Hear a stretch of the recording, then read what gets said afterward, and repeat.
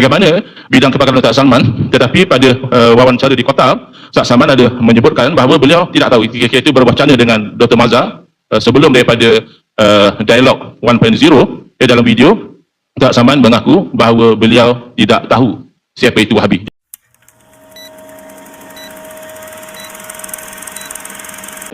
Saya ada masa 5 minit lagi kerana KIA akan mula pada 40 minit dan saya minta dimatikan dulu untuk pindah kepada KIA, masa itu di stopkan dulu. Saya ada masa beberapa minit lagi. Khusus untuk Salman Ali, sebagai orang yang mengambil posisi mengatakan Wahabi bukan aliran sesat, bahkan ahli sunnah wal jamaah, Ustaz Salman apabila menulis Wahabi, dia dapati sering menggantikan istilah tersebut dengan ekstremisme. Bahkan Ustaz Salman juga menyeru agar rakyat jangan mengundi ideologi ekstremis Wahabi. Ustaz Salman juga menyatakan bahawa mungkin aliran ini adalah aliran yang paling banyak menfasikkan umat Islam.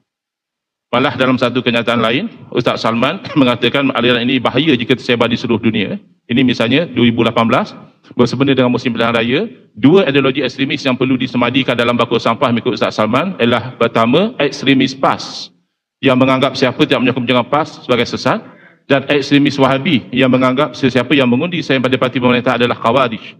Kemudian dalam 2017, kalau orang sebesar Imam Syafi'i Ahmad juga tidak boleh ditaklid sepenuhnya, maka fikrah yang memberikan walak sebulatnya kepada pemimpin-pemimpin salaf ini adalah fikrah yang amat berbahaya jika tersebar luas di seluruh dunia. Jadi kami agak macam kurang faham kalau ahli sunnah wal jamaah fikrah yang berbahaya. Melainkan kalau kami faham ini aliran sesat, ia bahaya.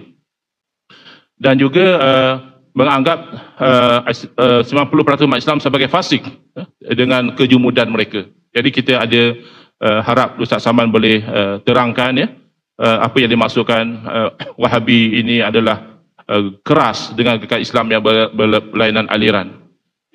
Sebagai penutup kepada pembentangan saya, ini sampingan sahaja, ada orang selalu perli ARG bawa 2 panel, sedangkan sebelah lagi hanya 1 panel. Sebenarnya kami terbuka sahaja kalau Ustaz Salman ingin ada 2 panel juga.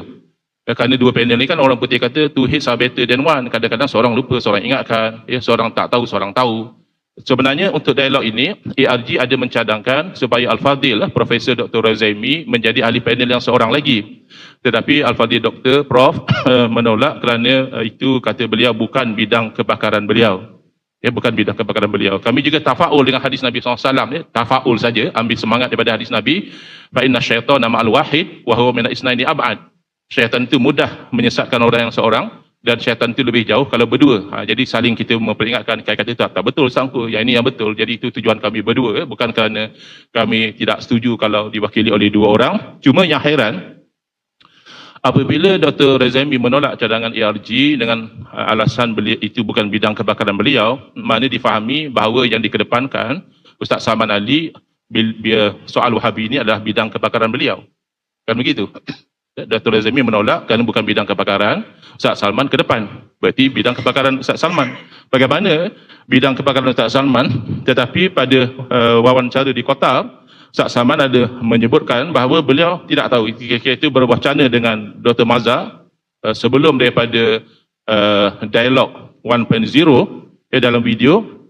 Ustaz Salman mengaku bahawa beliau tidak tahu siapa itu Wahabi. Jadi tampaknya dalam tempoh yang begitu singkat, daripada orang yang tidak tahu apa itu Wahabi, Ustaz Salman sudah menjadi orang yang mempunyai bidang kepakaran dalam masalah Wahabi ini. Saya minta masa dihentikan kerana saya akan berikan pembentangan seterusnya kepada Al-Fadhil Kiai Nur Hidayat. Saya tertarik apabila Al-Fadhil Ustaz Tengku mulakan dengan membawa kenyataan kritikan saya terhadap Wahabi. Beberapa tulisan saya mungkin beberapa tahun dahulu, kritikan saya terhadap Wahabi. Saya tertarik dan saya sangat berbesar hati kerana itulah pandangan saya mengkritik. Tetapi malangnya kalau tuan-tuan perasan, beberapa bulan dulu Ustaz Engku buat list Wahabi dalam Facebook. Nama saya dalam tu juga. Jadi apabila beliau buat list Wahabi, mungkin copy paste je kot, tak gaji tak apalah. Tapi bila buat list Wahabi, nama saya dalam tu. Hari ini datang membawakan saya telah mengkritik Wahabi. Jadi saya pun tak tahulah dia rasa saya Wahabi ataupun tidak. Ala kulli hal, bila dipersoalkan kenapa saya kata saya tak tahu tentang Wahabi, bila ditanya kan, Sebab inilah saya tak tahu tentang Wahabi. Kerana orang-orang begini membuatkan kita tak tahu tentang Wahabi. Kita tak tahu apa kriteria yang mereka letakkan kepada Wahabi kerana dia bersimpang siur. Semua perkataan-perkataan yang diucapkan tadi tentang sifat dan sebagainya, ada anda dengar perkataan nama Muhammad bin Abdul Wahab? Ada dinakalkan daripada Muhammad bin Abdul Wahab? Lalu anda letakkan kesalahan kepada Wahabi. Dan anda dengar khilaf. Utsaimin sebut, Al-Albani bantah.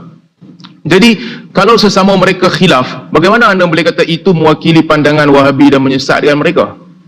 Ini beberapa persoalan yang saya akan masuk dengan lebih mendalam lah dalam sekejap lagi. Jadi, saya mengambil pendirian untuk membentangkan pada hari ini bahawa aliran Wahabi sebagaimana yang mungkin takrif ringkas yang diberikan oleh Al-Fadhil Ustaz Engku sebentar tadi, aliran yang diasaskan ataupun mengikut ideologi Muhammad bin Abdul Wahab, pada saya ia tidak sesat.